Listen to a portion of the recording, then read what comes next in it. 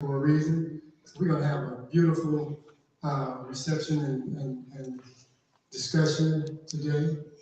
We're going to teach some people some things. We're going to share some things. We're going to learn some things. And we're also, we're preaching to the choir. We're preaching to the choir, but that's okay. All right. So, welcome. My name is Cletus Last week. Some people call me Dr. Led. I'm with the University of Phoenix and work with the Indiana Council on Educating Students of Color. Make sure that we get our education in and that we do it ourselves. We've got an exciting panel discussion going on today. And the purpose of the topic of our discussion is Muslim African American contributions. And I put Muslim first, then African Americans, because we were Muslim before we were African, before we were American. Okay. And so we got a couple of housekeeping ideas. Please turn off your cell phones. I don't have to turn mine off because I left mine in the charger. We're going to ask you if you have some questions. We're going to give you some cards to write them down on. Remind the audience, please, to stay on the topic. And it's talking about the Islam's influence on African American life, culture, contributions, and spirituality. The restrooms, when you go out this door, go down the stairs, turn left, and go to the end of the hallway past the, there's a reception area. And then you turn to the right, at the end of the hallway, you'll see the restroom for men and women. Okay? Questions about that? Okay. I'm going to introduce our panelists. And I'm going to start with, I call him a big brother. Yes. I'm sorry. Small prayer before we start. Who's going to say? Brother Amen? Brother Amen. You. I'm sorry. Yeah. Let him. I got to hear myself.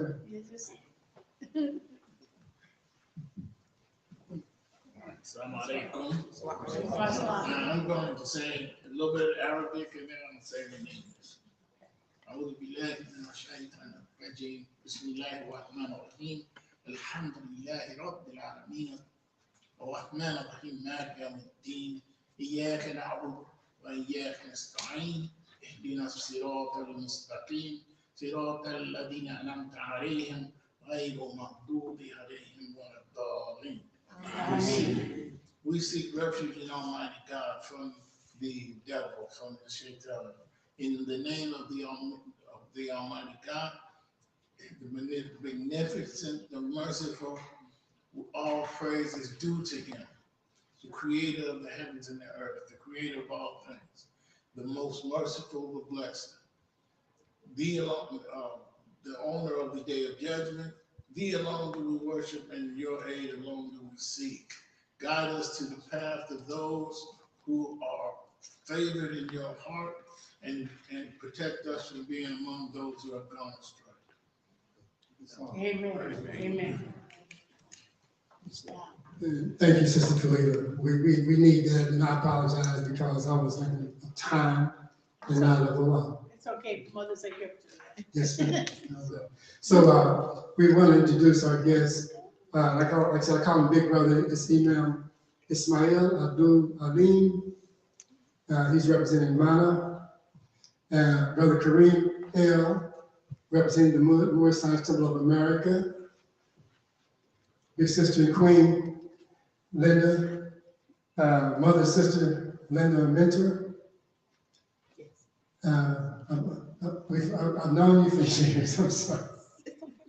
And Sister Queen Carolyn Sahir, representing the NOA, the NOI, Nation of Islam. We got brother, let me get this correct again because it's Basir. Basir, yeah. Rodney, okay.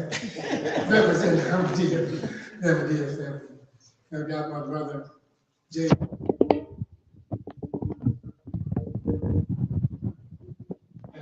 Another big brother, Imam Judge David Shaheen, This brother and that brother right there helped me grow into Islam.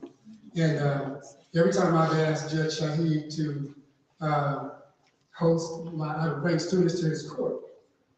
And he would also mentor some of them. You know, this goes back to the 90s. And then Ismail, he's another big brother. I've also had students come to meet him and be influenced by him, and my brother, Grand Chief Tenenbaum. So we've taken students around to learn about Islam and from the leaders, because it's not taught in the school. Okay? All right, so we're going to pass the mic and just share a little bit about yourself and introduce yourself. All right. Thank you, my sister. Thank you. Assalamu alaikum. My name is David Shaheed. My path to Islam started with the Nation of Islam. I became Muslim in the early 70s. And I say to my friends and those I trust, I got just enough of the Nation of Islam to know that there were flaws and it needed to change. And so when Imam Muhammad, Muhammad, W.D. Muhammad became the leader in 1975, it was a welcome breath of fresh air. So I'll pass the mic. Islam, assalamu alaikum. My name is Jay Pressure. I represent the Morris Science Temple of America in Indianapolis. I joined the Morris Science Temple of America in 2017. I was actually a Christian minister ordained in 2000. And after extensive study of my family, both maternally and paternally, there are some things that made sense, and I found out the connection to the Moors of old. And so, that brought me to the doorstep of the Morris Science Temple. I've been there ever since.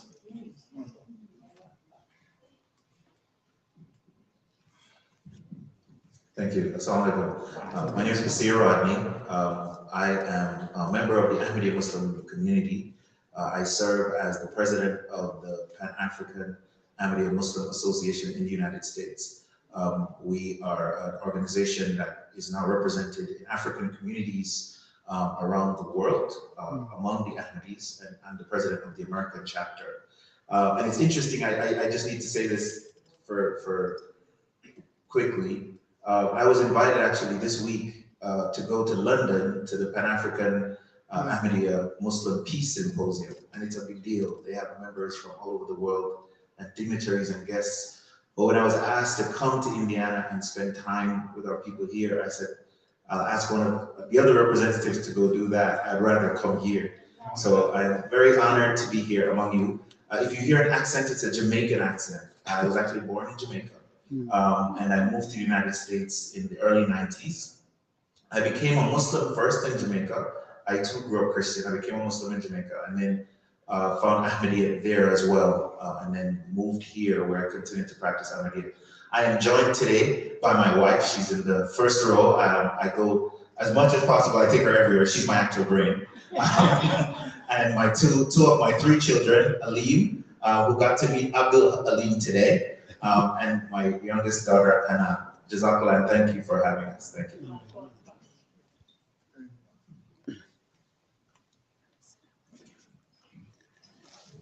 My girls are here, wife or even the kids are here, and I attend Nurullah Islamic Center, and I am mother, grandmother, and I have great grandmother. Thank you. With pleasure, yes. And I am also a member of the International League of Muslim Women, and I'm very happy to be here and hope to do well.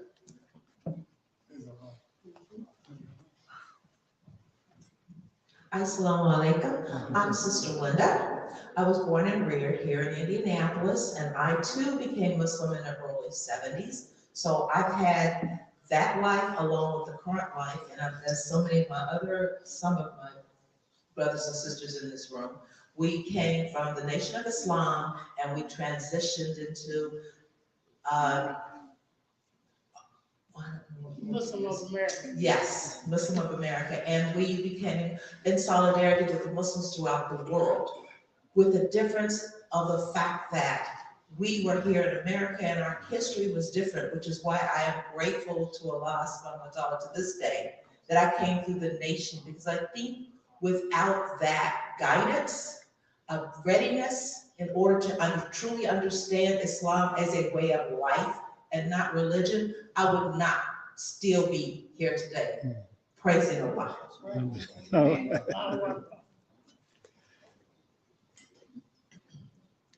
Good afternoon. Islam. Islam, peace. Assalamu alaikum. My name is Kareem Julian Powell L.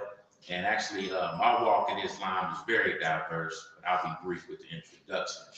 I embraced Islam originally in 1992. And the people up here you see on this panel are my family. But today I'm representing Moorish Science Temple of America. And it is through the teachings of Imam Morfi Muhammad that I became a student of the Honorable Prophet Noble Drew Ali and his teachings that the black man has a nationality. And with that, I thank you very much. Yield the floor and pass the mic.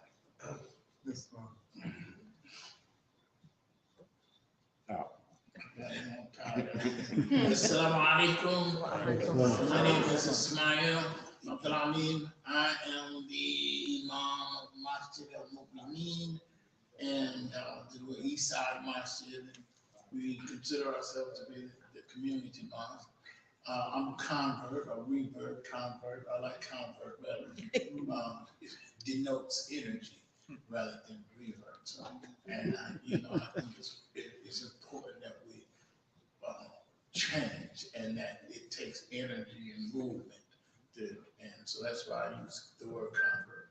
But I accepted Islam in 1972, and I did not go through any of the other movements. I'm a traditional Sunni Muslim. There was always a traditional Sunni Muslim community in the African American community. There's always been, and I accepted Islam in that way. So all of us come through a different way, and I'm glad to be here. And thank you for coming. I really feel honored just to be here with all of you. Alhamdulillah.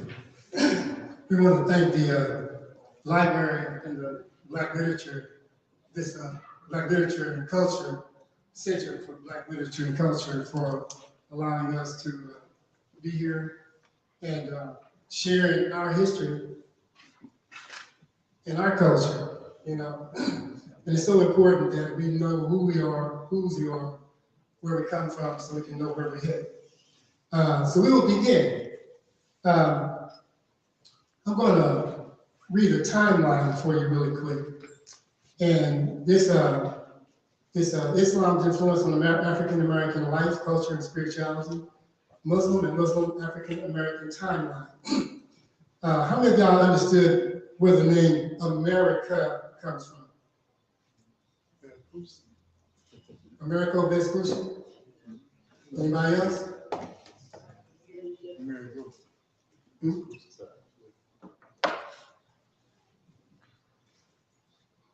There is a book called Discovery of the Origins of the Name of America, and you will find that it has multiple meanings, but it's mostly rooted in Islam. The Berber word for America is Amaruk, which is similar to Al-Marak, which is similar to Marak, which is Morocco. So when you hear members of the Moorish Science Temple speak, you'll hear that we're descendants of the ancient Moabites who inhabited northwestern Cyprus and shortly Africa. The modern name for Moabites is Moroccans. So also, it's Amir, principally, Yes. and Khan, as in Ghent.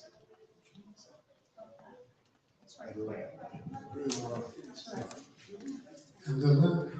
And thank you, brother, because that's where I was going. So let me give you a little timeline.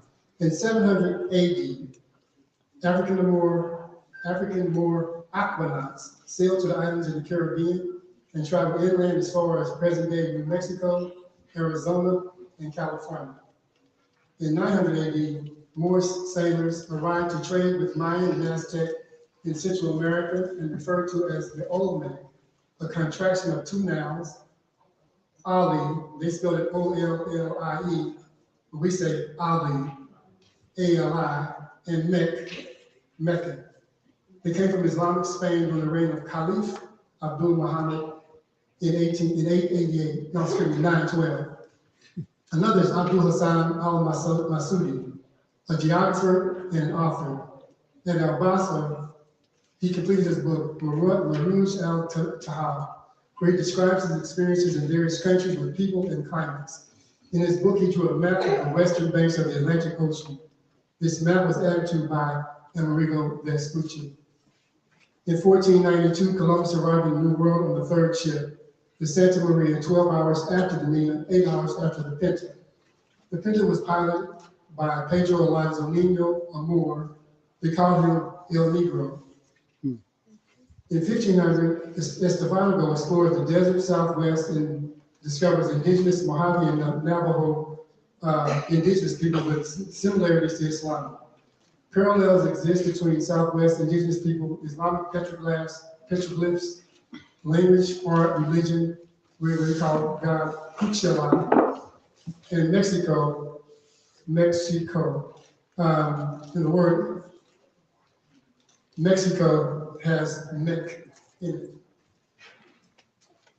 In 1700s, the Ma'afa, the enslavement of Africans, 40% were believed to be Muslim, 70% to be educated, where they trained horses, grew crops. They were architects, engineers, sailors, curers, and midwives.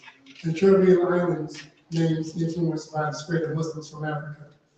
In 1770, Muslim African Americans fight in the American Revolution, in the American Revolutionary War. Yusuf bin Ali, Bahet Muhammad, and then George Washington writes directly to Muhammad bin Abdallah.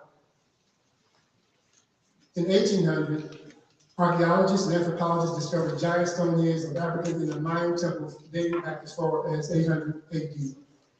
In the War of 1812, Bilal bin Ali Muhammad became imam for a slave community and led 80 plus men in an attack on the British. He wore a fez, made salat 5 times a day, and fasted and fought the British during Ramadan. In 1865, 300 known Muslim African Americans fought in the Civil War. The highest ranking was Captain Musa Osman. And then there was Nicholas Sahib, who enlisted and served with the 55th Massachusetts Colored Regiment. Many enslaved Africans left the Confederate South and migrated and settled in Illinois, Iowa, Indiana, Ohio, Michigan, and established Islamic mosques. There are some towns in Indiana, Mecca, Medina, and then Cairo. Cairo's across. And they have some Islamic influence early. In 1900, African American Islam and Pan-Africanism joins together as paradigm for racial separation. Marcus Garvey, Muhammad Alexander, and Henry McNeill Turner led that movement. In 1913, the Honorable Noble Drew Ali, Timothy Drew, founder of Moorish Science Temple of America and the rise of the Negro Improvement Association in the nation, and influenced the Nation of Islam and Ahmadiyya. In 1930, Wallace Farad Muhammad, and Honorable Elijah Muhammad established the Nation of Islam. In 1930 as well, the Muhammad University of Islam is the first Islamic black school system in America. In 1932, Sister Clara Muhammad opens her Islamic school for children of the tribe of Shabazz. In 1937, Ahmadiyya opens an Indianapolis mosque on 22nd and Yankees in the historic Martindale area. In 1967, Muhammad Ali refuses to be drafted in the United States Army, igniting conscientious objector status. In 1964, Mr. Malcolm X starts Muslim Mosque Incorporated. In 1975, Wallace D. Muhammad aligns with the Sunni and creates the Muslim Missions of America. Muslim, yeah. In 1978, Louis Farrakhan reestablishes the Nation of Islam. just want to give you that quick time. I do have some on them as handouts. But there's even more. That's the tip of the tip of the tip of the tip of the iceberg. Okay. So each panelist, would you kind of share with us, I'll give you 2 minutes apiece, something, some part of the creed or credo or belief? Well, Islam is based upon there are 5 pillars or principles of Islam. You know, the first is belief in one God, the Prophet Muhammad. There's also prayer. There's charity, fasting during the month of Ramadan, and then Hajj, or the pilgrimage to Mecca, is the 5th pillar of Islam. And that brings together the Muslim Ummah, so that Muslims from all over the world are connected together in faith and belief in one God, Allah subhanahu wa ta'ala.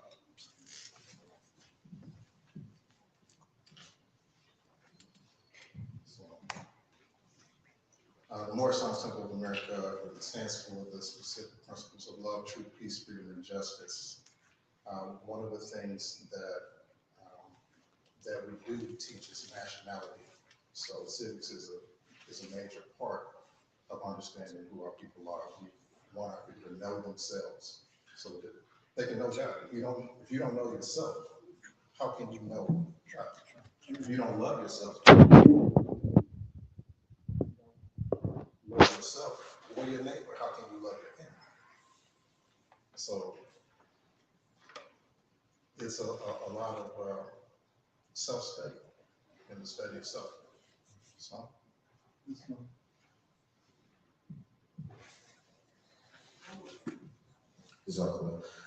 So in Jamaat Ahmadiyya, our belief system obviously is framed by the Holy Quran. We believe in the Holy Quran as it was presented to Holy Prophet Muhammad of Arabia in the 7th century. That remains our book, it remains our creed. We believe in so there's an Islamic creed we call the Articles of Faith. So we believe in Allah, that God is one, that He has no partner. We believe in the messenger, the Holy Prophet Muhammad, and all other messengers that Allah has sent, that God has sent. We believe in the angels, and we believe in the books. That is, those spiritual books that have been sent by God to guide human beings.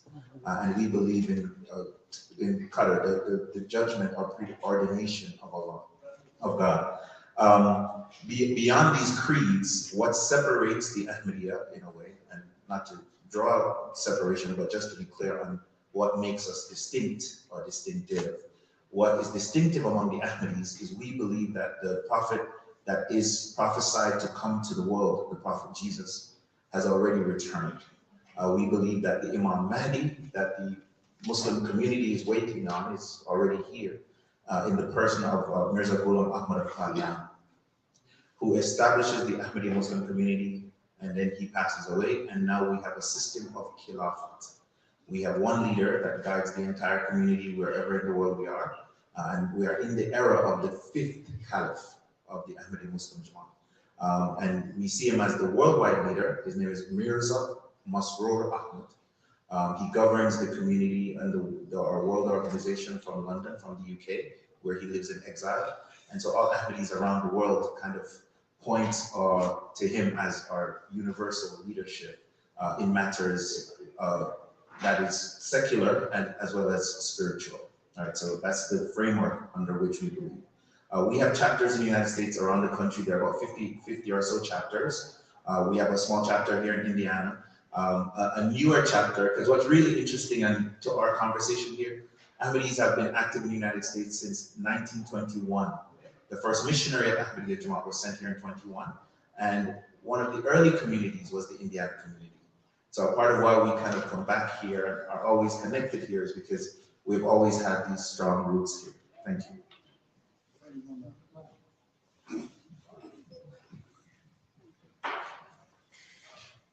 We believe that women are equal to men. Our husband accepted men have a degree above us because they are the home breadwinners of the family, and they have more strength to go and do more in the world.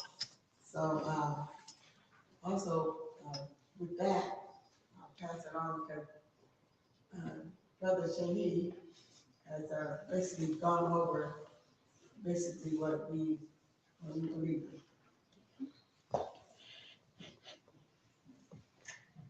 I just want you all to know that my sister whispered to me before we started, she wanted me to do all the talking. I told her. Let it rip.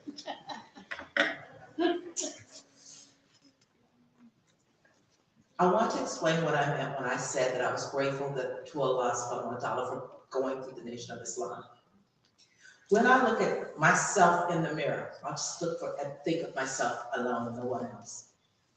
I see a person whose ancestors were ripped out of that place where they were reared, that they had knowledge of who they were, and they crossed oceans under conditions that were horrendous and have never ever been done to any other people.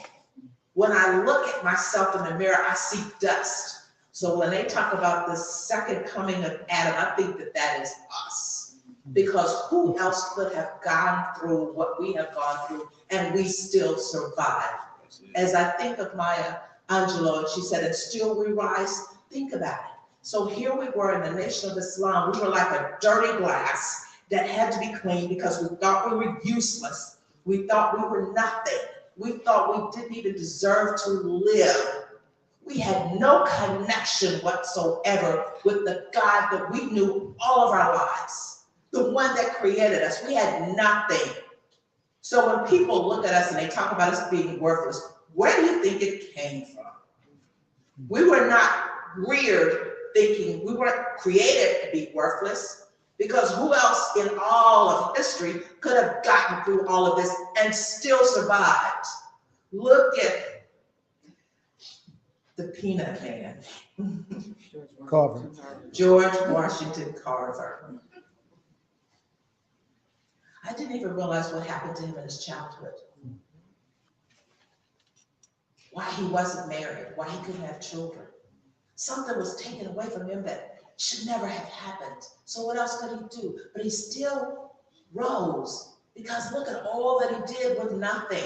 And that's what happened in the nation. We took nothing and made it into something. So when people talk about that it's not really Islam, well, what is Islam? It is a way of life.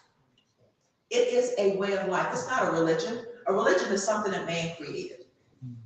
God gave us a way of life.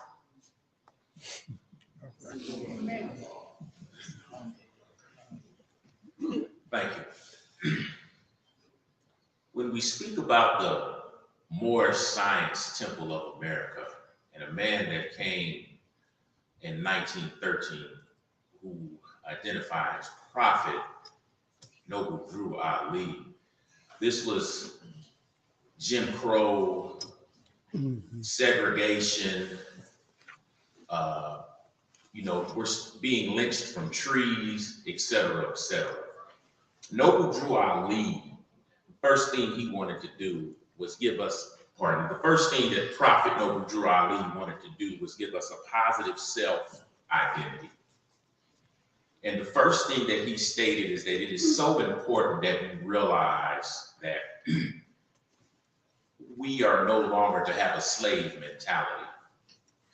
And that the main thing that we needed to identify is who our God was, what our religion was, but also how do we gain equality within the system of the United States. And so what he did is he gave us a positive self-identity. And he said, do not define yourself as a Negro. Do not define yourself as a colored person or a Black person, because that takes us out of the fold of humanity. So what he said is trace yourself back through the ages, and thus you will know there is no Black man or Negro or color attached to the human history or human family. But when we research the biblical record, when we research the historical record, we can see not blue people, green people, or yellow people, but we see a proud Moabite. We see proud Egyptian, and we see proud African. So identify yourself as a Moor of Northwest and Southwest Africa and not a Negro. So he was pushing for a positive self-identity, because black tells you what you look like, but Moor tells you who you are. Thank you. Mashallah, man, you guys are great. I don't know what I could say that could, but I became Muslim in 1972, and anybody knows that, I'm 22 years old, and we have just gone through a civil rights movement, and if you're born in 1950, in 55 you start school, and that's the first year that schools are integrated. Even though Indiana said they integrated schools a long time ago, it wasn't true. My brother and sister were older than me. They went to an all-black school because they had to. They went to school 36. It was an all-black school, and they had to. You go through, and they have this bus boycott. And then they have Martin Luther King becomes popular. And then this brother comes up and stands up, and I saw him on television. I'm a little kid, His name is Malcolm X. And he said to the world and to that audience what all of us have been thinking. And this is the first time I heard it. And I jumped out on my seat. It was so profound what he said. Then we go along, and then later on we run into this guy named Muhammad Ali. And he would say this in the same way, but he put it in a very popular language, very normal language, popular language. And you're like, oh wow, this is something, because one of the things that there was people who wanted to, they want to be Americans. And they want to say, we're Americans, and I'm going to wave the flag, and I'm going to do everything I can. They went and volunteered in World War II. They went and volunteered in Vietnam, right? But there was other people who said, man, let's go back where we came from. Let's go home. Let's refine our roots,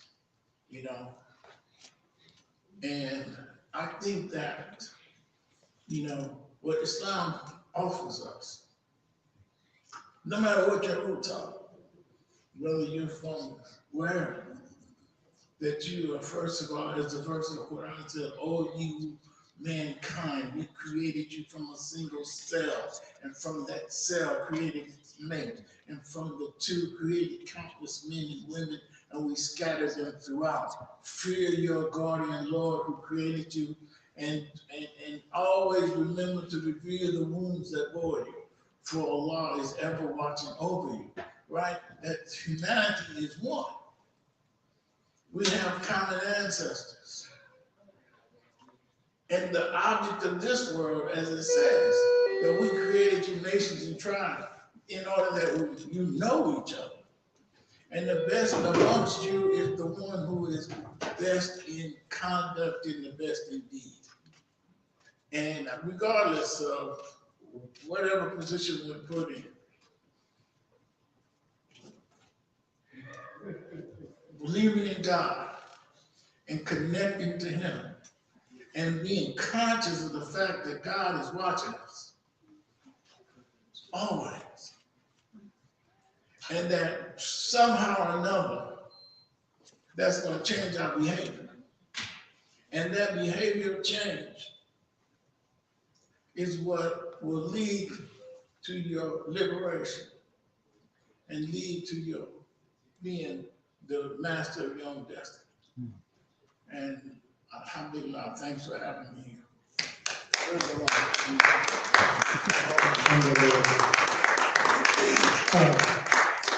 Real quick, today is Veterans Day. Yeah. Do we have any veterans in here? Okay. We're military veterans. Imagine being a military veteran. I served in the United States Army during the hostage crisis. And being a black man, being a Muslim, was one of the worst experiences I ever had. Trying to serve the country. But to show you how law works, I joined the military to get out of Indianapolis.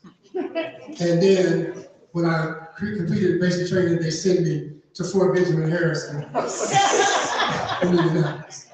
But what I learned there was I was an information specialist, and I was walking through the Fort Benjamin Harrison library, and all these Black history books fell off the shelf. They didn't have them in the schools, but they had them at the base. So I read them, I started learning more about them. I learned about the Tuskegee Airmen, the Women's Army Corps.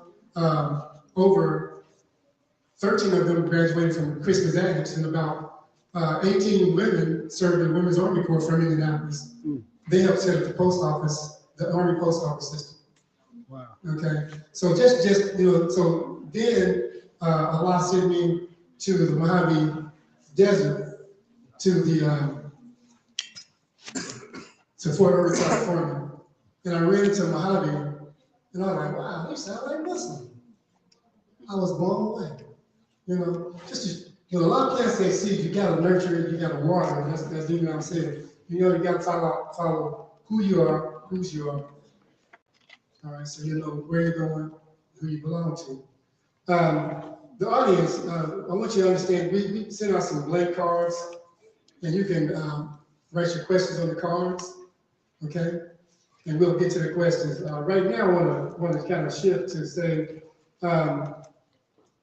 and this can be, anybody can answer it, I'll give mine to whoever answers it. And I'm going to say liberate, how did Islam liberate African Americans or you? I use the word liberate because freedom, you can be free to do drugs, you can be free to kill, you can be free to do negative things. That's right. But liberation, the word liber comes from the word library. Learn to do the right thing and empower yourself. So we're talking about liberation. How does Islam liberate African Americans? Well, I guess I'll say something again tonight.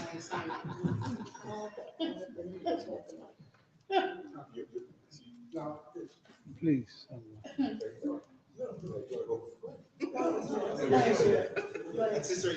I might as well. Sure, right, please. I'll speak to it, but so many great voices. All I have to say is that, first of all, I was born a Muslim, and my mother and father joined the Nation of Islam back in 1947. And then by the time I was 50, I was born and joined Elijah Muhammad. And lived with him in his home, where I was trained as an MGT. I don't know about you, but at least I was blessed to have a religion, a faith. I was very blessed, because I don't know where the hell I would be if I hadn't, because I've seen so many people go through so many things not understanding. First of all, I was on the Me Too Act way back then, trying to wonder about where our place was. And by me knowing my place, I knew what women needed to have. And later on in life, I found freedom in it as I grew with knowledge. See, that's what happens about learning about things. When you grow with knowledge, things change and you begin to see and understand. And for me coming up, knowing who I was, where I came from, that slavery mentality wasn't in my head. And for the Honorable Elijah Muhammad to break that barrier, to understand that we're the original black man in America. If you called somebody black back then, they would cut your throat. I've seen some reactions that was horrific with the slave mentality going on now. And he told us about Marcus Garvey. he told us about about Islam as his philosophy was to take the slave mentality out of our heads. Not only where we were, where we come from, but how we ate, how we wore our clothes, how we act. And that was freedom for our people, as far as I'm concerned. So that barrier was broken then. So let me, And now since you brought it, Mike. yeah. So, Assalamu alaikum again. So I'll speak to this in terms of, well, not so much my own experience, but the experience of people I've seen before me, or I've been able to kind of witness. Many of our African American brothers and sisters in our community and learned of their histories from earlier times until now. And if we think of liberation as meaning that Islam provided a kind of spiritual structure, right? Number one, people coming out of the terrorism of slavery and the culture of Jim Crow and the challenge of that, the whole history, the Emfukani, we call it in the literature, the attempted destruction of Black people. Our peoples needed a sense of structure. And Islam provided that for us, right? And that's why Islam remains so highly respected in African American culture, because Islam provided spiritual structure, it provided a kind of political response. I mean, if you hear a lot about what we're seeing here, and I see that in our people, when we talk about Islam, we say Islam provides a kind of countervailing vision for who we ought to be and can be as a people, right? And at the same time, it provides a high degree of respect for some of the things we know we should respect. Our mothers, our sisters, our wives. Remember, this is a culture that destroyed all of those things, or attempted to destroy all of those things for us. But see, you were born with your place. And so Islam kind of provides a kind of reconditioning, right? The woman is to be respected, the mother is to be respected. There's a tradition of the Holy Prophet where he taught us, he said, paradise lies at the foot of the mother, right? One of the companions went to him one time and said, who should I respect? Out of my family culture, who should I give my strength to, my mother or my father? And he said, your mother. And he asked him that question, and then he said, then who? And he said, your mother. And he asked him again, he said, then who? He said, your mother. Then he said, well, I asked you that 3 times, who? Then he said, your father. And so a lot of in our culture, I've seen that strength. So in the St. Louis Mosque, we have Ahmadis going back to the 1950s, whose children and grandchildren are still in the mosque, still in the community. They are leaders and founders of the first mosque built by converts in the United States was built by Ahmadis in Dayton, Ohio. There was a brother who sent me a note this morning. He didn't even know I was going to do this, but he's always cataloging that history. As we just heard in the early comments, right? The Ahmadi mosques that were being built here, those are African Americans coming out of segregation, coming out of racism, coming out of Jim Crow, putting their pennies together, building community, anticipating that it would last into this future, right? So Islam provided that kind of, again, spiritual, psychological, political space and family space to build community and to establish a future. And I see that continuing to this day, right? I get the perspective of seeing us continue that struggle and that agency throughout our time until now.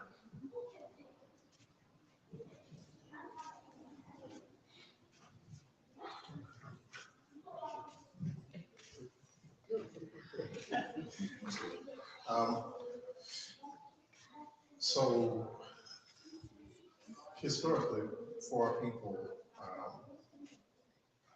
Christianity was a forced condition for our people through what was called the Black Codes and the Black Christian Codes. And the Black Codes were a literal set of instructions that were to be followed. Oh, can you hear me? Okay. Yes. But the Black Codes of 1685 were a literal set of instructions that were to be followed for those who were enslaved. Those Black Codes also were revised in 1724, became the Black Christian Codes of 1724. And those laws were still adopted by all of the states in the United States. And that's still the undercurrent of law that operates today, whether you believe it or not. So I encourage you to look those things up. But for the sake of our people and how Islam is liberating for our people, we come out of a system of belief, because one of the creeds of Christianity, or the Niceno-Constantinopolitan Creed, again, that's the Niceno-Constantinopolitan Creed, which is to believe, believe, believe, believe. And blind belief is dangerous. Islam encourages us to research everything, all things, read all things. I read Bibles, we read Qurans, we read the Talmud, the Torah, etc. With the understanding that God is just one. Allah is just one, there's just one God. We call them different names, no matter what nation you come from, no matter what language you speak. Those are the differences, and just the rites and rituals that we perform just to, symbolically get closer to God, to the one that we call God, the one we worship. So it's liberating for us so that we don't have to deal with religious controversy. I can tell you for a fact, coming from Christian ministry, it's difficult for someone who is of the Christian faith to even be amongst other believers of other faiths, any faith, outside of that realm. All right? It's difficult for someone who's new, especially who grew up in a church system, to even say Allah. Seriously. So when you have an understanding of who and what Allah is, Allah being the Father of the universe, the Father of love, truth, peace, freedom, and justice, and we understand that to be His way, wisdom, will, and love. We understand that to be a universal experience for all humanity, and we can be free in that.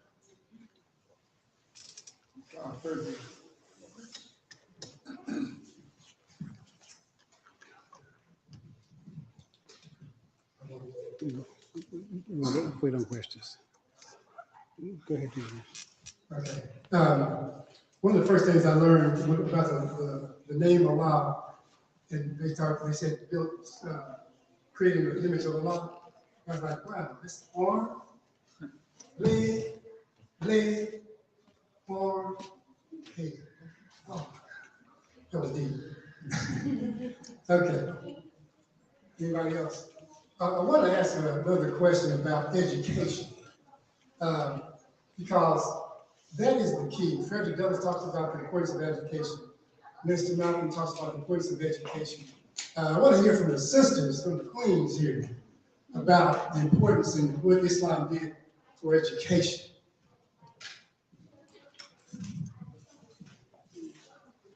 Yes, you go back to when schools were integrated,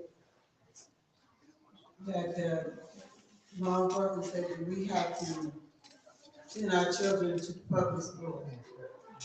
My sister Clara Muhammad decided she was not going to do that. And you heard it say, they're not going to treat you right, they're not going to teach you. And I know personally, coming from a small town, how that exactly was. Although we were integrated, we were still segregated in many ways. So under Sister Clara Muhammad, who was a wife, Sister Clara Muhammad, she's a wife of Elijah Muhammad. She started to homeschool their children for that very reason. And that during that time, there were police officers tried to force Sister Claire to send her children to the public school. And she was defiant, she was not gonna do it. They came to her house several times, but she stood her ground. And after a while, they saw that she was not going to, send her children to the public school, although after a period of time of being threatened, whatever, but she stood her ground, and she refused to do it.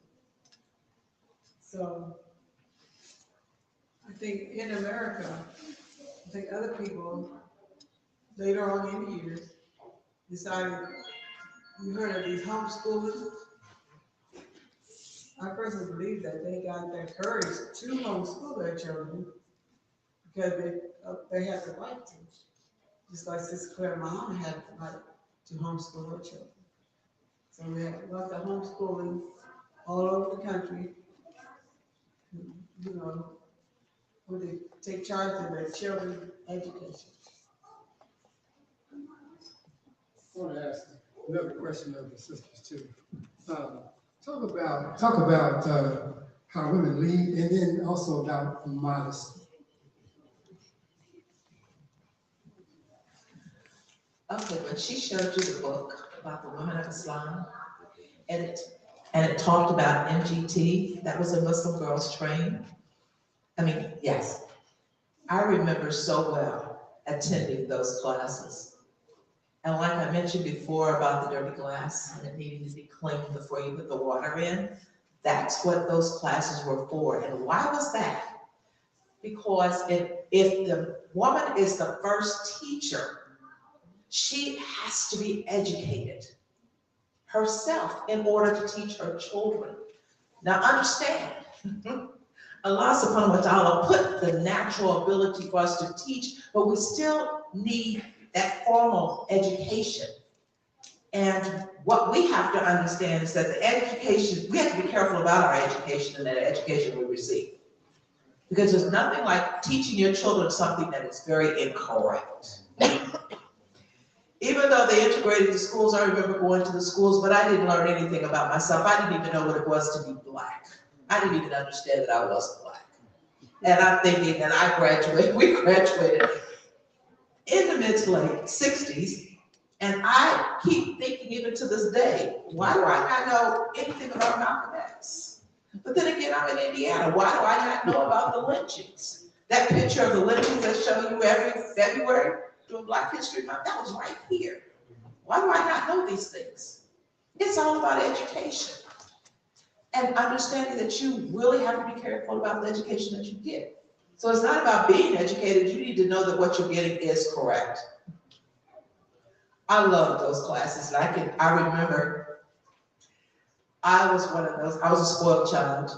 There were a lot of women in my household. I don't know about you, but there were a lot of women. And when you got a lot of women, you can't have too many women in the kitchen cooking. And I didn't care because I just wanted to eat as a child. There were a few things I did eat. Yeah, just like the rest of any other child, I was very picky too.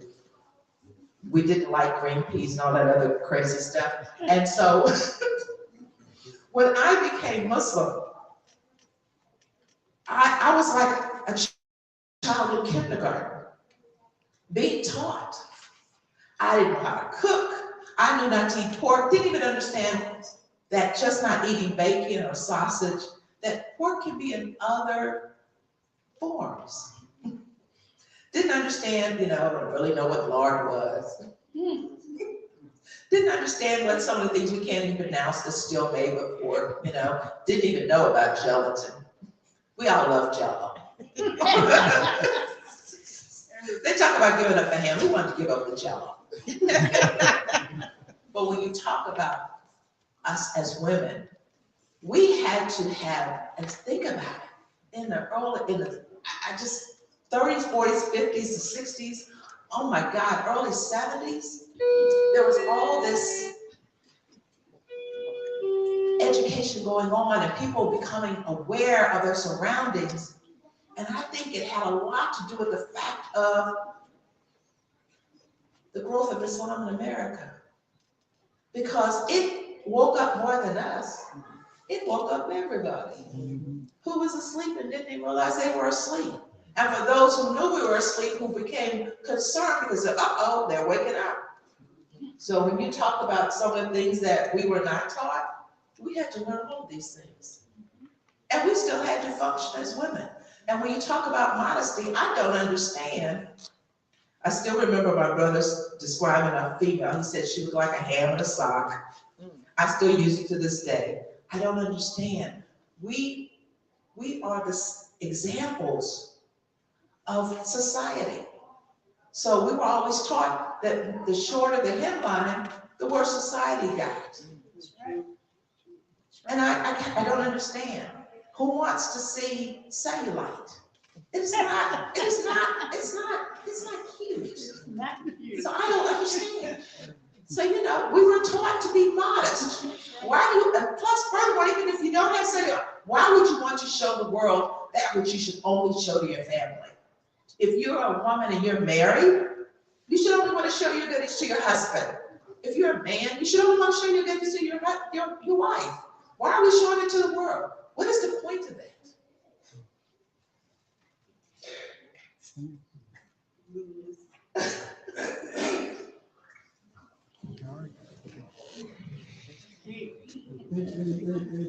Brothers have any comments?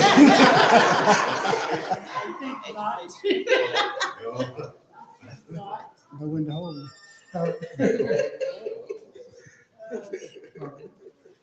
Go around.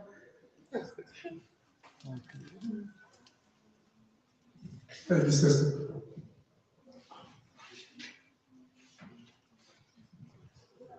You also taught to have pride in the way you dress. Nothing wrong or shameful about covering up. So that's one of the big things that we learn, one of the important things we learn, to cover up for self-respect. And many times, when it's cover up, someone will say, "Oh, you look so nice,"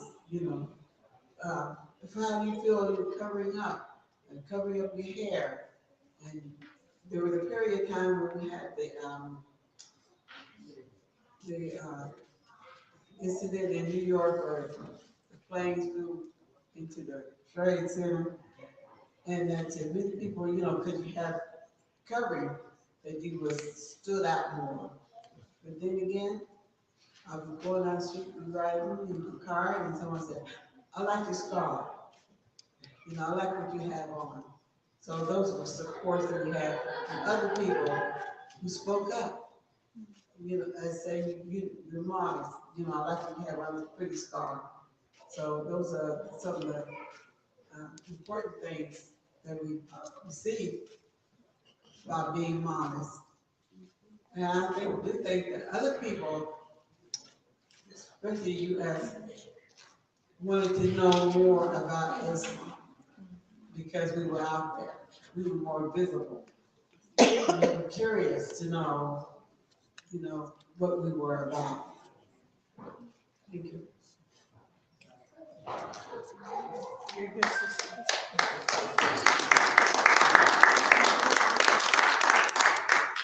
So when it comes to Islam and its impact on education, hold it closer. Yeah. So when it comes to Islam and its impact on education, we're going to look at the impact of all educational systems when you refer to Islam. Why?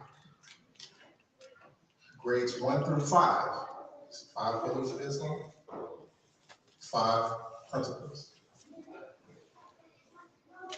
First 5 grades of grade school, when you're learning the elements, you're learning the basics. Then a little further on, you go to junior high, around the 6th and 7th grade. Then you get a little further, you become a freshman. And then you become a sophomore.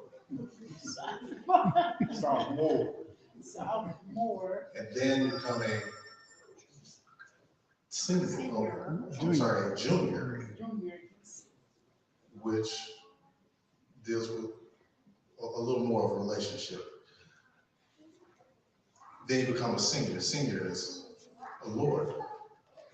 That's another word for Lord. And then you get a fez. You call it a mortar board, but you put that on your head and it's a flattened fez, and you take those building blocks, those bricks of learning that you built through that 12-step ladder of those 12 years, and you eventually get a degree of learning. So anything that's dealing with degrees is dealing with Islam.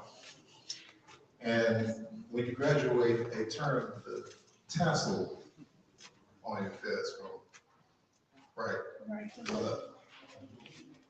And so you hear other things like, hey, Brother Green, put on your thinking cap.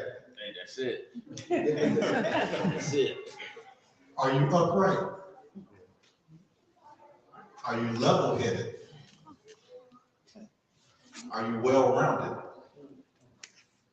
So these are things that are known about our people. You just experience it in the school system. Now realizing that that is a system that was created out of Islam.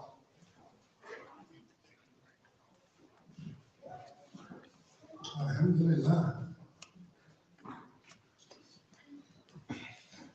One of the things that Prophet Noble Drew Ali instructed about education was, if you want to change your people, we must first change the literature.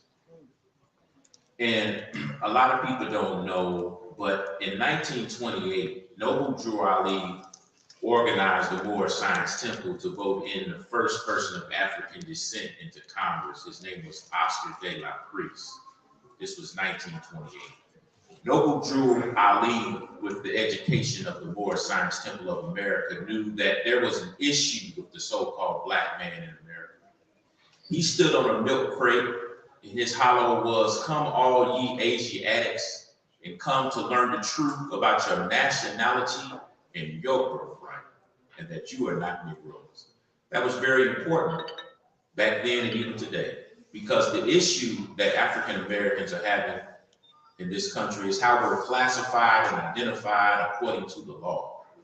And he educated us that, according to the Dred Scott decision, that the black man has no laws that the European has to respect.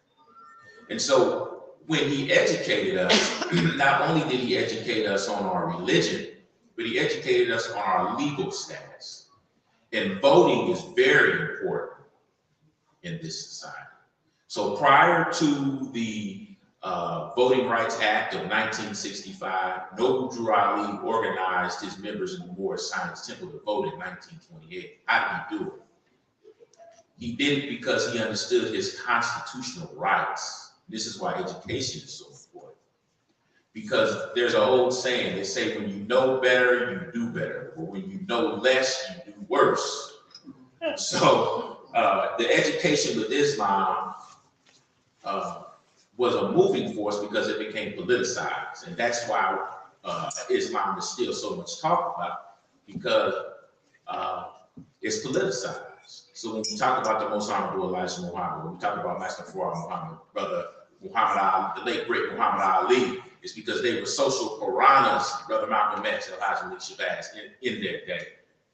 And what they're doing with our people is they want to, the sister earlier was talking about with education, through the media, whether it's television, whether it's radio, or whether it's the magazines, there's an undercurrent of misinformation to keep the mind dead. So if we can keep the people being undereducated by giving them misinfluences, they won't focus on Islam. You know, when we look at the rap music in the 80s and the 90s, it was very Islamic, poor righteous teachers. You had the 60s Lost Poets, you had Rakim Allah, you had De La Soul, et cetera, et cetera. So education comes in many forms. But with Islam, it spoke to the Asiatic man. And that's why the education is so paramount within our communities. Thank you.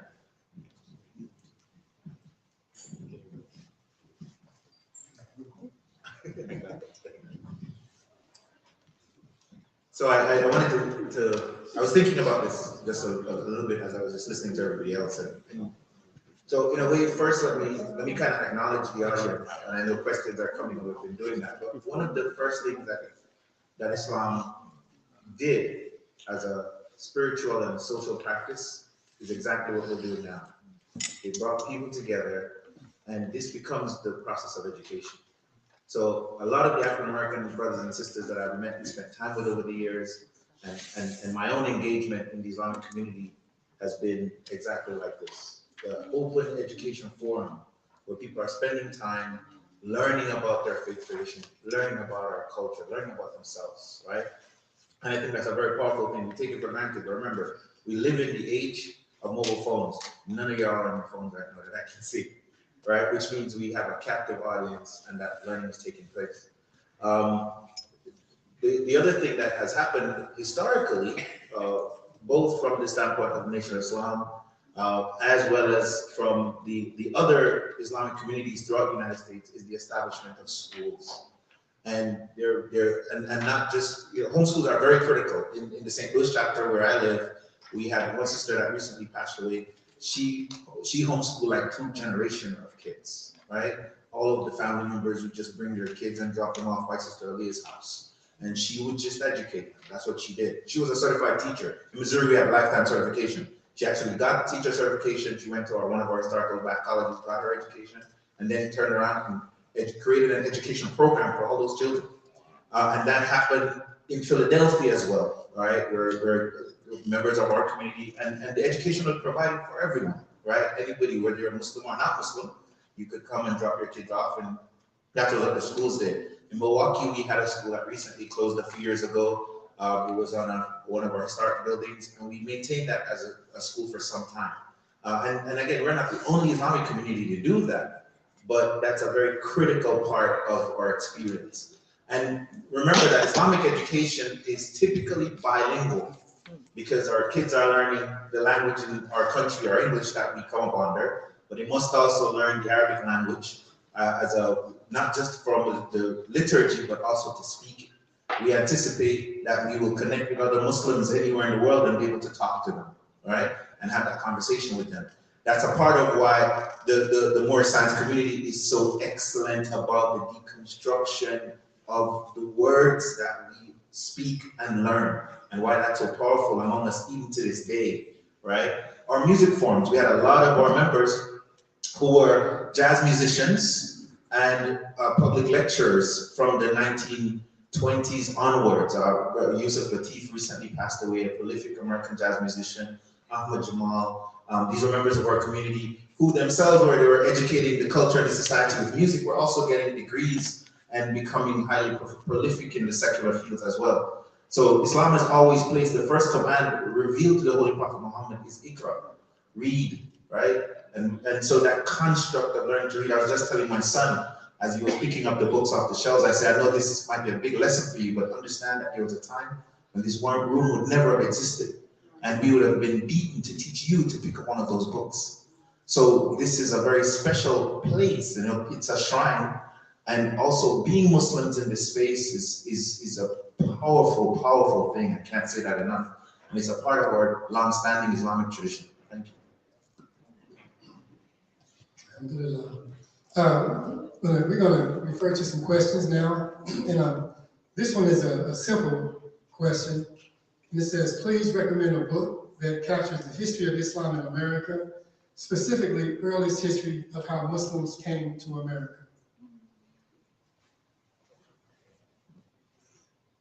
I have a list, but well,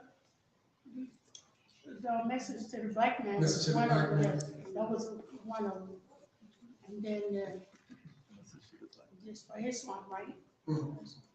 Yeah, that was one. Yeah. How to eat to live. How to eat to live.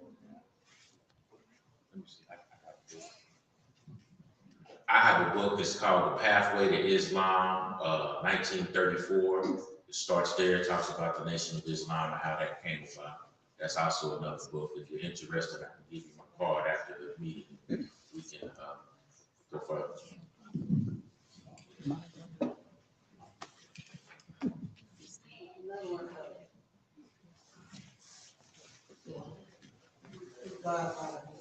Now, Michael's are here. About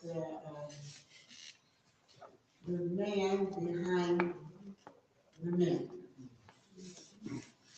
It's available.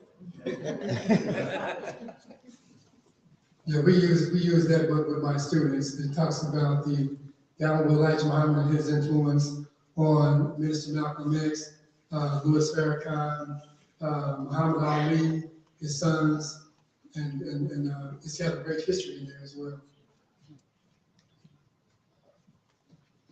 There are tons of books, and just a few. This is a book called Our America.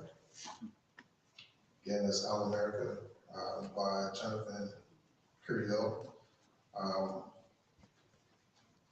This book kind of goes through some of really a lot of the impact that Islam has had on America as a whole. So you'd be surprised to learn that some of the states and cities and where they get their names from, the origins of some of these places is important, as well as impact on music, food, other things. This is a book called Moors and Masonry by Brother Noel, Brother Abdullah El Tadil Mosebe. And in this book, there is a lot of information regarding the treaties between the United States and the Barbary powers of the time. Barbary is really an Arabic word. The translation is Moorish. That's what Barbary means. It just means Moorish. So that's how things are kind of hidden in language. And if you're looking for yourself, you might not even, you won't see black ascribed to a people in ancient times because it's a modern name. It's a modern word. So you can't apply a modern word to an ancient thing or an ancient person or ancient people. You won't see those things. You'll see words like Maury or Morisco or Mauritania or Morocco, and not realizing that you're dealing with things that are done in America and not in the East. So this is a great book, and the Quran should be of interest to everyone. And for us, this was the Quran, something that was prepared by Noble Ali, which is a great book, and it condenses so much. It's such a small book, but it condenses so much, and it was needed and necessary for our people during a time when reading was, you're dealing with people who were forbidden to read. That's unheard of. But they have to function in society. So you're dealing with people who were learning to read, learning how to be themselves, really learning how to be a free people after 1865. So it's a great book, and I know we, as members of the Moorish Science Temple, you'll often hear us say that we are not Negroes, colored folks, Black people, Ethiopians, because those names were given to slaves by slaveholders in 1779, lasted until 1865. After 1865, our people were supposed to stop using those terms because Black, according to science, means death. If I were to give you a cup of black water, would you drink it?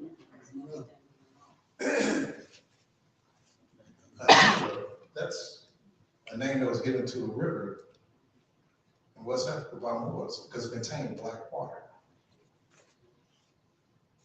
When you say colored, That's anything that's been painted, stained, varnished, or dyed. Exactly. This is not that. This is a shade. It's a shade of art. Look up the range. Just look up the range of the colors of olives, and you'll see everything from very, very light, almost white olives to very, very dark black olives. So these are key things, and even the term African American, it's 2 continents. And the reason it's important is because there is a connotation in law. And when we say black according to science means death, it doesn't just mean in nature, but in law, it means civiliter mortis, meaning dead in the eyes of the law, which means that they don't have to treat you like you are a living person. And if you ever want to wonder or understand why so much happens to our people without political recourse, it's because you're saying that you're a non-human casualty. You're literally telling the court system that you're a non-human casualty. And there is no legal technical signification to which the court is judicially bound to know about a colored person. So these are very legal things. These are very significant things for our people, and that's why we not only recommend these books, but we teach the citizens. So. I want to ask Judge Shaheed something. This is kind of about law. And Thomas Jefferson, they drafted the United States Constitution, and his copy of his Quran is in the Smithsonian Institute. And I want to just see if Judge Shaheed will share some things about Islam and law. Well, one of the things I would say in terms of Islam and the law is that the founders of the U.S. Constitution were worldly men. They knew of Islam. Thomas Jefferson by his Quran, which was in the Smithsonian Museum and used when Keith Ellison got sworn in. So historically, you have to understand that the worldly men who were involved in founding America, they were worldly and knowledgeable. But one of the things I would kind of say parenthetically is you can't really have the America that we know without hypocrisy. So while they were aware of the world and Islam's influence in the world, they wanted a world that they could control. And that really is the influence of Shaitan. And I would kind of bring it back to in the Quran where it talks about Allah saying to the angels, I'm about to create a man. And that's where this kind of sentiment that you find in America first rears its head, where Iblis says, you're going to create someone that is going to be superior to me. And that's really the kind of the notion of hypocrisy, in the sense that you can't create someone that is going to be superior to Shaitan. And so that's the notion and the concept that is in America that we struggle with when you talk about freedom. Because the freedom is to have the freedom only to be available for the worship, only to be present for the purpose serving Allah. And so this notion in the Quran speaks to unlimited freedom, not just in chains that you used to see with the Nation of Islam flag, which shows the breaking of the chains, both physically but also mentally. But the Quran will break not only the physical chains, but also the mental chains. And that's the kind of freedom that Islam brings. That's right.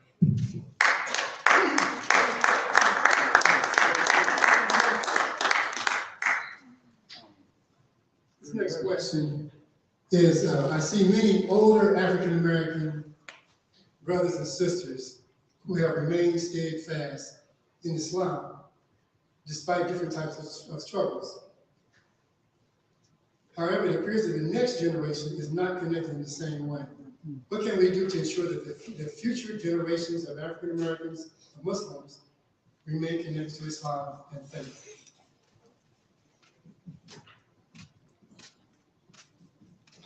Thanks for that question. And, you know, this is one of the issues that attempting to address. You know, religion is not religion. It just can't be passed down to the next generation, right? If all the people die, and just as historical fact, somebody spoke of a man named Sully Bilali, who was the sheikh in the Sepulveda Island in Georgia. And, you know, he was known as like the ruler of the island. He was a slave, but he was known as the ruler of the island. And, you know, he wrote from memory one of the books of Islamic fiqh, of Maliki jurisprudence, a legal theory. He wrote it from memory in the Arabic language, which was typical of many of the scholarly people who had come here from Africa as slaves. You know, that they said that Africa at the time of the so-called Atlantic slave trade, let's call it European slave trade, right? That Africa had a what you call literacy rate of 65% of the people in Africa could read and write. And mostly they read Arabic, but they wrote in their own languages in Arabic. In Europe, it was like 35 or 40%. So, you know, that we have people who had come from Africa, who were the bookkeepers and the clerks and the people who kept the records of the slave master because he couldn't read. Right? But what I'm saying is, it is important that a religion can pass down, because Salih Bilali's children, not his children, but his great-grandchildren, laid the foundation for the first church in Sepulveda Island. Right?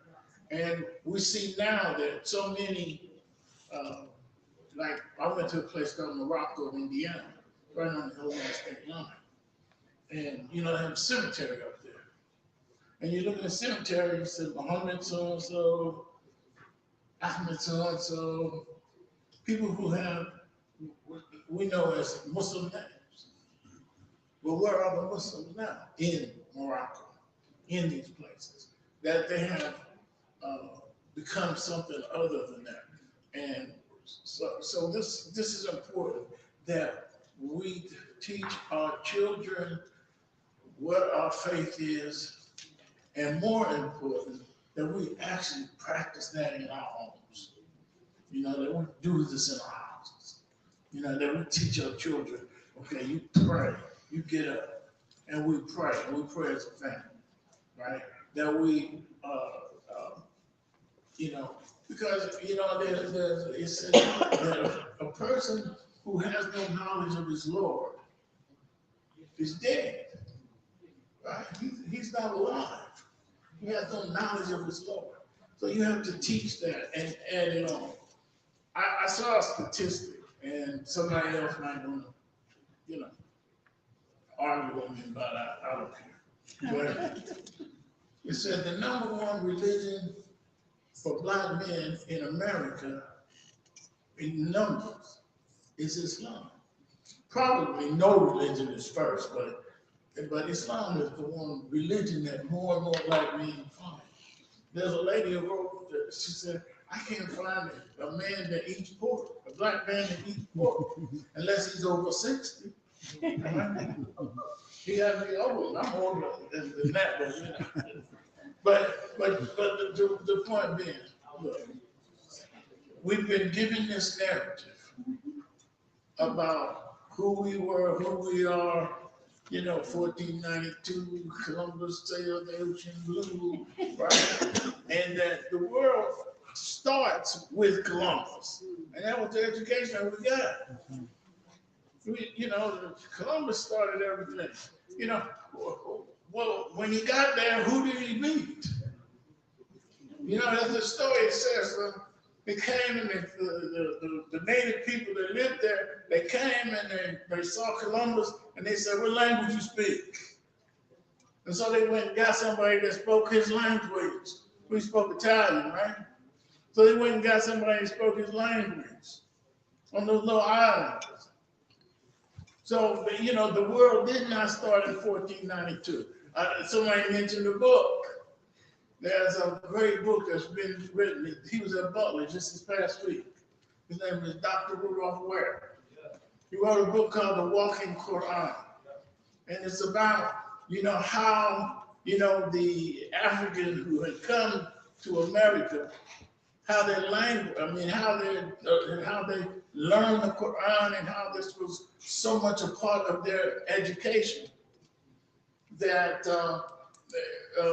you know, that Islam is real. It came here. There's also the Servants of the Law. I can't pronounce her name. She's a Senegalese lady.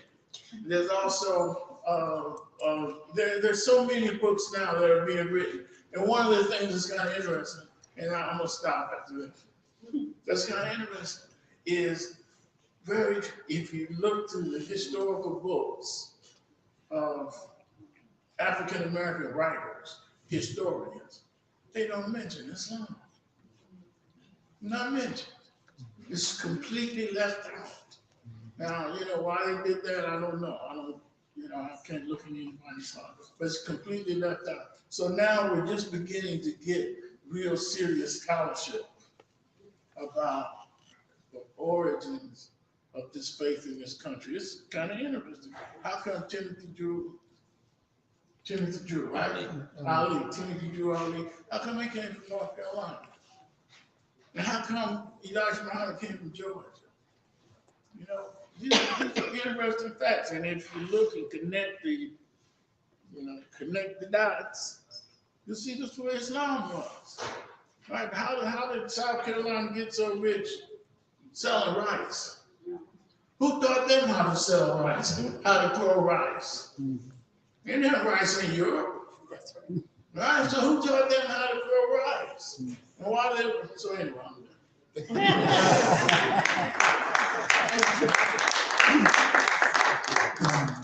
done. Excuse me, I got a question for the youngsters here. How many Muslims serve in the United States Congress? Me right now? That we know? We know publicly. Publicly. That's something that you want to ask your social studies teacher.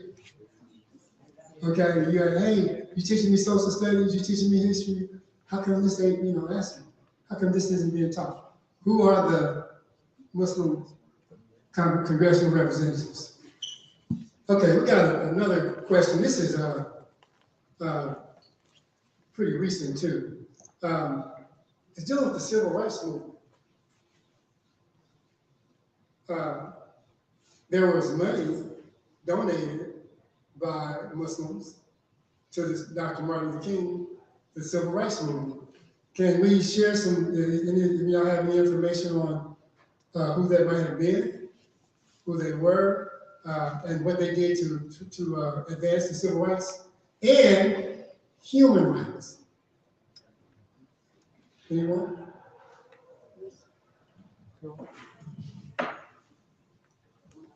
They said Islam, Elijah Muhammad. That's right. That's right. I've heard that he donated between, was it 30,000 to 50,000 in one check and more in another check, cash to the civil rights movement. There were others that also worked in the civil rights movement as well.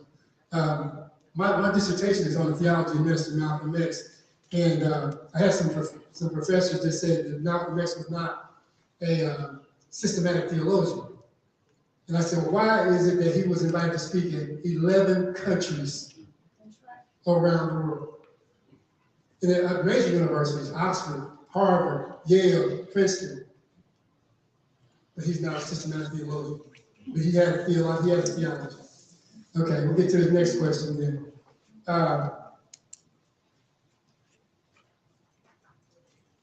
This is for the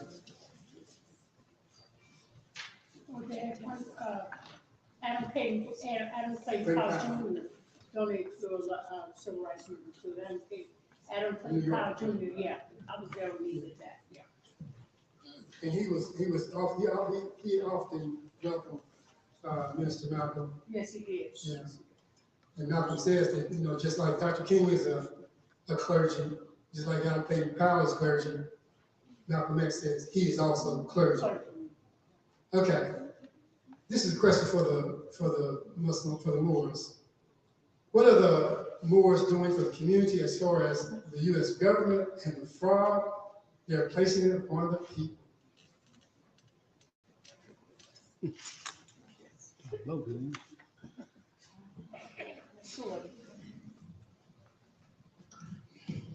That question is a little broad. So we really can't answer that question. Please. I gotta go through the moderator. I'm sorry, but you have to, excuse me, please respect the moderator. I was going to make it Yeah, I know, yeah, but we have a moderator too. Well, we're trying to hear from our panelists primarily. Okay, and then we're focusing on the contributions on what Muslim African Americans have given this country and given us. So we really want to stay focused on that. We can go off on other topics, this is probably the first time that we've had Muslims from, and I like to use the word denomination because you can change the N and M and get denomination. So I don't use denomination, but faith. So we have 5 faiths that we're representing, and we're talking about the contributions each faith has given to our country, to this nation that we live in. So we're trying to focus on that topic. Okay. So having said that, I'm really trying to hear from the panelists. And so we'll get to. That's why we pass out the questions.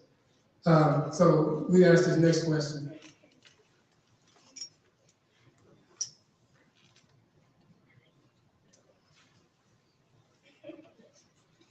What are some known little contributions of African American Muslims to America? Little known contributions to African. I'll start. Y'all drive down the street and see the Marat Shrine, and you walk through there and you see, what do you see? Our history. When you look at the design, it's Moorish design. You look at the top, they got the crescent moon, they have a sword hanging over. That's telling you something right there. The kids ask me those questions. I tell them, because my mom used to say, I used to ask my mom, how do you spell such and such? And what she said, find it out yourself. Look it up yourself. Spell it wrong, you keep spelling it till you spell it right. And so we're trying to show our younger people, especially the African American and Latino, because the Mesoamericans are connected with us. They call them the Central American, South American, and then Africa was a Greek word. Al-Kibulan is what the continent was called before the Greek invasion. Al-Kibulan, as an Islamic reference to it. So we try to make sure that our students learn more about themselves and Central Library includes auditorium, the indie cinema series will present The Tragedy of Macbeth by William Shakespeare, beginning at 1:45 p.m. No registration is required in addition to again, today at Central Library in Inclusive Auditorium, the indie cinema series presents The Tragedy of Macbeth by the William Shakespeare, directed by Roman Columbus, starting at 1:45 p.m. So see you there.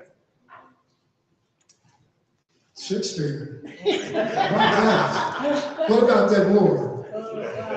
What about that more that Shakespeare had written about, talked about, wrote about, learned about? Okay, so even though that they, I didn't know when I first read that, I didn't know that a Moor meant that he was a black, that he was an African, an Africanized, I didn't know that. And then I flunked the text. Then I read about it. It was in Robin Hood.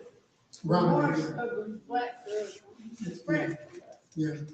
Okay, so again, what are some little known contributions of African American Muslims? Muslims have African American. Okay, so contributions of African American Muslims, little known contributions. I tell you this, how many of y'all have read Muhammad Ali. Muhammad Ali? What? Jazz music. Major contributions. Major contributions, not just boxing, right? That's what they want to focus on. Yeah. What about We rap? said people's champion. What about rap music? Hip hop. Hip hop music. Yeah, the beginning, the revolution hip hop though. Yeah. Hey, that was a revolution. Bean pie. Yeah, that's right. Yeah, Bean soup. pie. Bean Yeah, soup. yes. But, selling, had bakeries open, lots of bakeries open, across the US. And, I had to cook up with it. Also, the contribution was the newspapers that was, Yeah.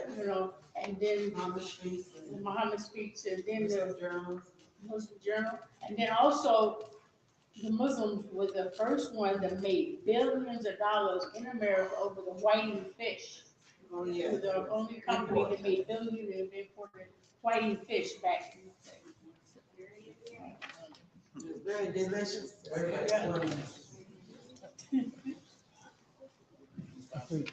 A lot of people don't know that Prophet Noble Drew Ali is credited with having the first Islamic institution among so-called African Americans in the Americas. Yes. So yes. Noble Drew Ali is credited with that, having the first Islamic institution here in the Americas. Prophet Noble Drew Ali, 1913 is when he established the Moorish Holy Temple of Science in Newark, New Jersey. I will say this, and I hope y'all don't think negatively of me when I say this, but I used to work for a now defunct street level pharmaceutical distributorship. However, I traded my product because a brother taught me how to make incense, sell incense and oils. And this is this brother right here. I'm putting you on the spot because you took a lot of us off 25th Hillside, off the street and into the mosque. You did that? Wow. I was like, people come up to me and say, "You did this for me," and I said, "I don't fool you."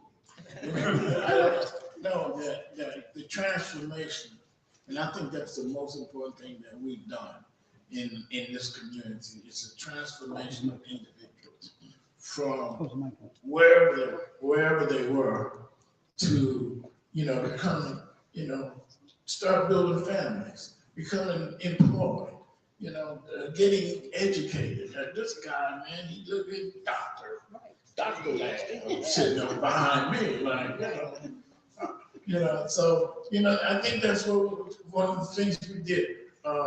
One of the work in the prisons is something that was very important and has been documented that, before the Nation of Islam filed a lawsuit in the prison system. Prisoners had no rights whatsoever. And I remember Judge Shaheed can talk about that a lot better than I can. But prisoners had no rights whatsoever. And that what that lawsuit did in I think it was 1960 or it might have been before that, that what it did was now prisoners could go to court and sue the prison, the warden, sue the warden about food, about literature, about, where, the lady from the Federal Bureau of Prison, it said in 1903 there was one Mohammedan he was a Mohammedan in the federal prison system, and they made him go to church. And that before, and what that did was that opened the door not only for Muslims, but it opened the door for everybody. So, I think that that's one of the things that we try to do, and that, that what we do benefits everybody, right? That it benefits everybody. And thanks for those nice words, brother. Dr. Ladd. You influence. I think another really important thing, and sometimes we take for granted because we're Muslims, but the Muslims have placed mosques into many communities that we know have been forgotten, right? We make large investments in communities because we believe in the people of the community, and we don't throw away our people. So, in our Jamaat, we have mosques in Philadelphia, in the heart of Philadelphia, in St. Louis, in Chicago, and these are, we describe them as the urban mosques. But we have mosques, of course, in the suburbs too. And we're not the only group of Muslims, because once we kind of get some land and start our mosques and other buildings, other Muslims come too. All right, so we start to build up that area. And so the Muslims have been very instrumental in that historically. The publication of books and literature for a really long time. But in 1921, the first missionary to the United States published a magazine called Muslim Sunrise. That was on the back of some of the other Islamic publications that were coming around at the time. The Muslim Sunrise continues today. And there are many other Islamic publications around the United States. You can literally go to homes and collect them. Some of our people keep them long-standing through the generations. And these are, again, African Americans writing the stories. In the Ahmadiyya Muslim Jamaat, in the very early years, it was principally an African American Jamaat. And so our sisters were writing the stories, they were providing leadership, they were publishing it. And I mean, think about how hard those kinds of things were, especially in those days. I mean, it's hard now, even with the internet, right? But in those days, you're finding ink and finding a printer and finding paper and trying to publish something that, most of the society didn't want to read. And you're going to publish it and distribute it across communities, right, to our people. So those institutions that were built, the publications, the mosques, the industries, we have brothers that have had, and sisters that have had businesses in urban communities and in African-American communities for a really long time. In St. Louis, I have to shout out to Pharaoh's Donuts, which is the best donut in St. Louis, by the way. You come to St. Louis, the best donut in St. Louis is Pharaoh's Donuts. A Muslim family, right, founded that donut shop, and it's a part of our community. So all these are rich parts of our community that we've maintained and built up to liberate ourselves and our people. Another fact is the dress code for Muslim sisters in sports. That they were allowed to wear the hijab and long attire. So that was just recently that this has happened. So a lot of them more comfortable playing sports, that they could sport the school, they could be wearing their religious garb. All right, I just want to share something quickly with you. I've read 2 dissertations, doctoral dissertations written about the Honorable Minister Malcolm X, the Honorable Elijah Muhammad, 3 dissertations, doctoral dissertations, one from Harvard Two about the Ahmadiyya movement, doctoral dissertations. 2 about W.D. Muhammad, and 3 about Sister Clara Muhammad, doctoral dissertations in major universities that look at how Islam has impacted America. And then there are 2 books I want to recommend. One is Islamic Conversion Confined, a look at the effects of conversion and the process of reentry by Antoinette Kane at Warren College. How Islam and the more side too was in the Nation of Islam and the followers of Imam Muhammad has transitioned people from prison life to liberation, to be able to function in society and be leaders. And then there's another one called I Do Feel the Fire, the transformations of prison-based black male converts to Islam in South Central. Okay? Malcolm X and Oz is by Cameron Copeland of the University of Nebraska. If you type in just books on Islam, you know you're going to get millions and millions and millions of books. But if you narrow it down to specific topics like incarceration, 40% of Muslims incarcerated black males accept or embrace Islam. 40%, and that's over almost 2,000. 2 million that are incarcerated. Okay, we're gonna wrap up. But I'm going to. So I just want to say that a lot of Muslim brothers, attracted Muhammad Ali, around Muslims, to come around Muslims. Well, I'm the one that instructed him to become one. All right, there you go. That's in my book. Y'all gonna be telling me that. We're going to stay around to hear from Sister Talia, Dr. Talia Ali.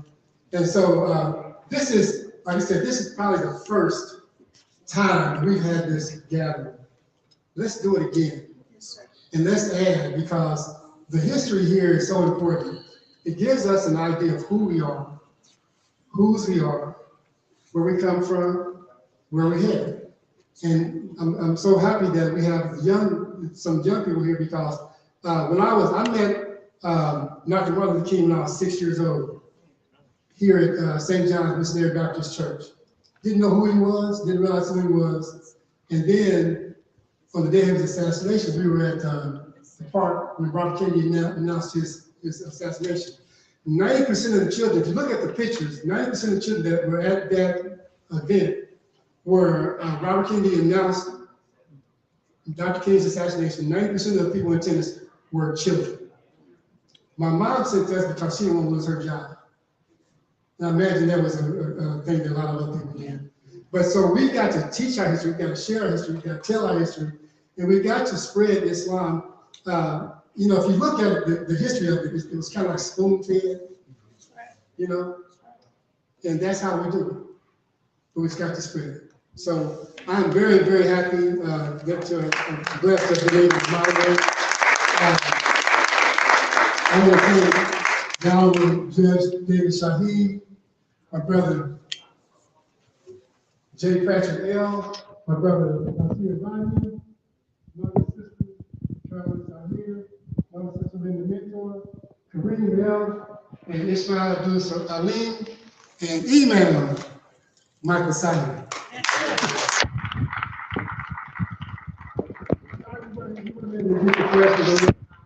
There are time constraints.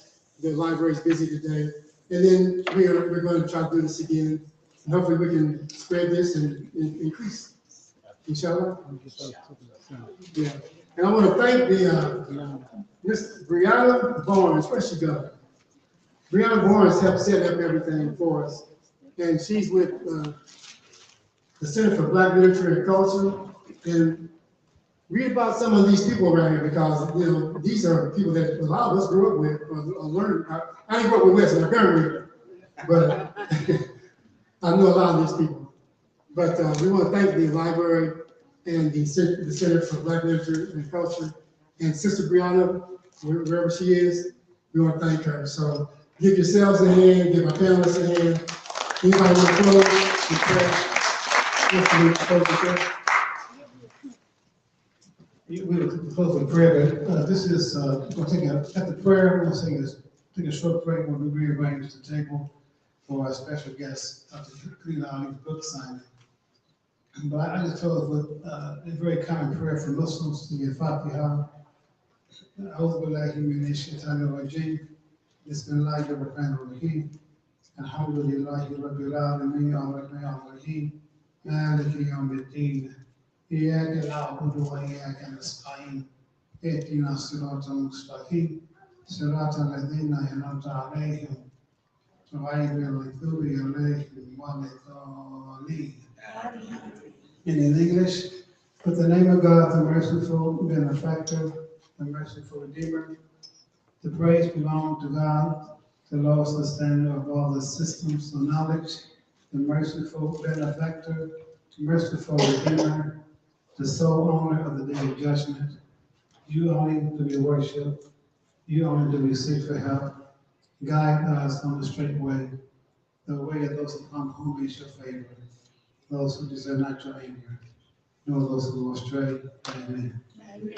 So let's give us a few minutes to rearrange the table. Rearrange the table, and then we will continue with our special guest, Dr. Khalil Ali.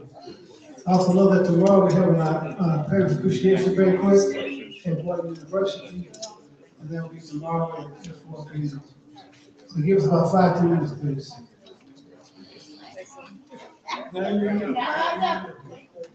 I gotta get out.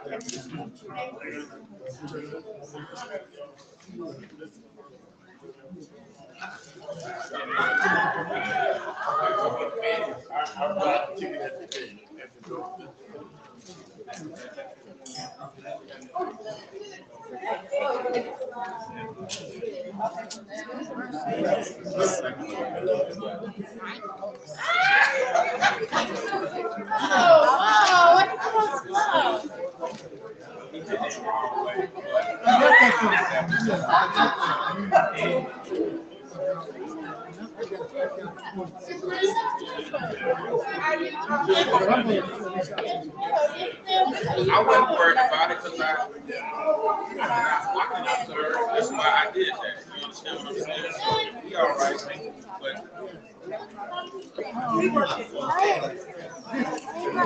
I graduated from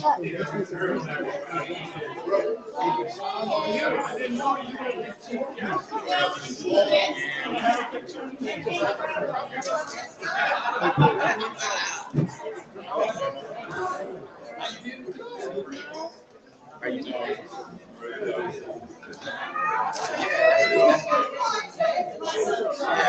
That's fine. That's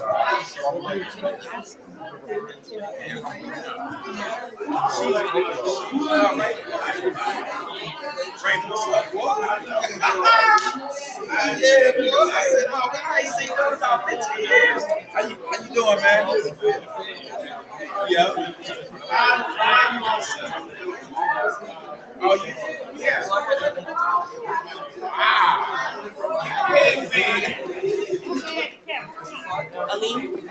Okay.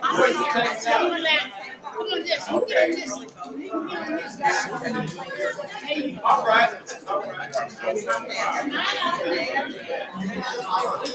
You know, everybody said you was a little girl. I'm like, man, how old are you?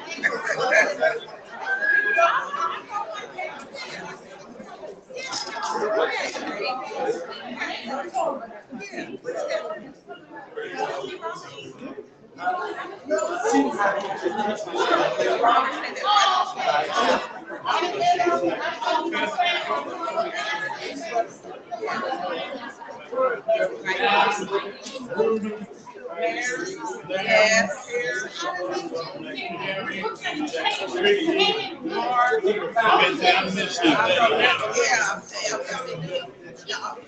is Fort One. We will come back in a few minutes and we will do the book signing with Dr. Khalil Ali.